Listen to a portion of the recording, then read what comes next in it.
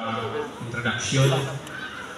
Ako po pasalamatan si Ma'am Yado sa fix na hindi sa presidente sa misyon kung taak-taak sa ilahang teritoryo. Kay protocol na siya mga kaigsunan nga mahibalo kung sa ganinganan sa itong misyon mga kaigsunan. Ngayon ang atong mga misyon o ang ato ang union. Kaya kung naay pa nag-iusang mga kaigsunan, ang karaan nga tighimo og simento dina sa Davao katong Union Cement Manufacturing, Pastor Rotola, Pastor Mokoy, Pastor Rinhe, tawag na Adams, kung saan ang organisasyon? Adams Apple. Baba itong iglesia, although ang mga laki maway, nakaingon ko ganito yung experience sa program, ilikturan ang mga babae, karon mga kaigsunan, kung sa mga taga Cebu pa, magduko ang tao magpaalot kay nga naman kita po karon ang labasan sa mga lektura bisan pagani gikan sa atong mga kababayan. So if you are really ang atong giandam din abay makahilonggo ani mga isuot kay sa atong pagtanaw ni sa Siliguan no, si Jesus siya ang tao sa tao. Abi ni wakili siya expression makaisunan dili kayo ni siya well known sa mga Pilipino tungod kay English magod ang nag-prepare sa atong materialis, pero ang mga English, this is my teacher, so if mayon ta makaisunan Jesus is man's man, atong ma-translate in one single line nga si Jesus mao ang atong pinakadako nga pangulo. So mo ni ang konsepto ni ini nga topiko.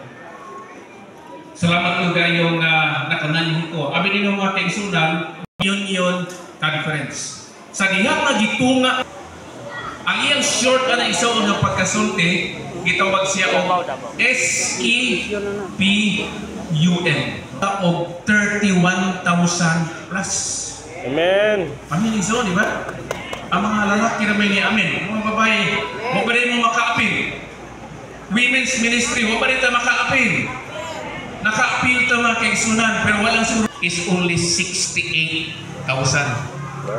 Sa ito pa, ang katunga na ito karon nag-31 na ka, kung imo ning tanaw ng soon sa kinatibukan ng Mindanao, murag madubli ang atong productivity karon nga year i-compare sa last year.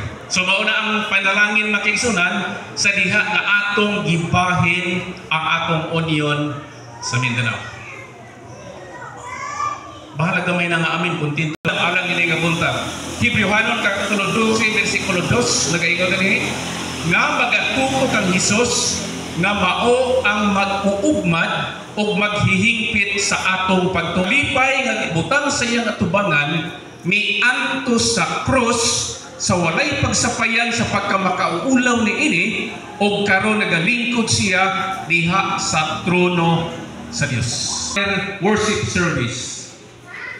Malipay mo introduce na ang atong Diyos mga kaigsunan, wala magsapayan sa pagkamakauulaw, nagpakamatay para nimo o para nako. Ang pangutana, are we happy for that mga kaigsunan? Yes or no? Yes! Salamat kayo. Abi ginukisa na ito yung pagkasunan, gitawag na siya o substitutionary death. May lingon ka ganina nga, Pastor, nakita ka lang ka sa TV. Karon personal na yun. Pero mas tigwang man ka dito sa TV.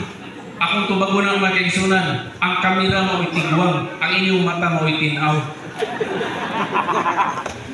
Nag-ingon si Sister during his 30 years of life on earth. Grabe nga pagkasulti. Ingon siya, his heart was wrung with inconceivable anguish. Sa iya po nung 30 katuig was showed by grief and sorrow. He was a man of sorrows and acquainted with grief, enduring such heartache as no man language can portray. So kung naghisgot ka modelo, ang atong nag-guide mga kaigsunan ni ini nga curriculum na hisgot, sino una-una, posible ba nga nanguyan? Ano mo katawa man yung mga ulitaw? May mga uban nga, wala dito siya ng uyab kay Diyos man siya. Ako lang na yung mga kaigsunan. Panaghap lang niya, ayaw nyo nagtuho eh. Kay siya 100% na tao magkaigsunan. Niabot siya 30 years old. It was quite possible nga nanguyab si Ginoong Jesucristo. Pero wala siguro yung record nga nagtago-tago siya kauban sa uyab. Wala siguro yung record nga iya bang idala iyang uyab daw mananghit sa mga member of human family kinsa siya in dealing with temptation giunsa niya og adto ta sa iyahang overall conduct. Ingon na sakop sa panimalay mga kaigsunan, labi na gyud sa mga lalaki. Kinsa man si Kristo. Nag-ingon ang Marcos kapitulo 6. Abi ninyo dunay duha ka bersikulo nga naghisgot kung kinsa siya. Mark 6 verse 3 ug Matthew 13:55. Ang Marcos mga kaigsunan fix kaayo nga si Kristo dili lang anak sa panday, kinsa man siya. Siya gyud ang panday. Dalawa ni son of the carpenter. Akong gitanaw mga kaigsunan, ug sumala pa din sa Bisaya, dili ba siya mao man ang panday? Ang anak ni Maria?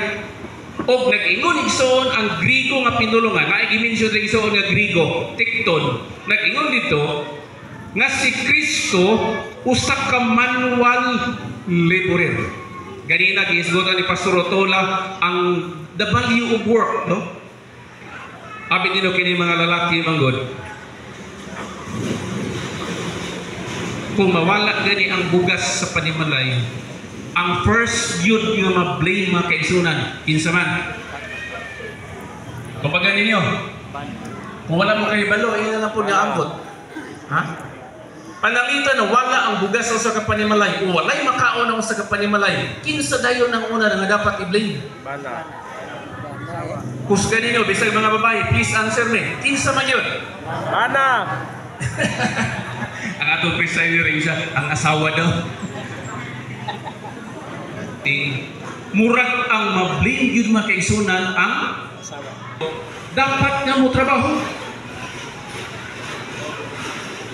Kung ang extinction sa tayo mga kaigsunan, sa membro sa iyang panimalay, he is worse than the infidel.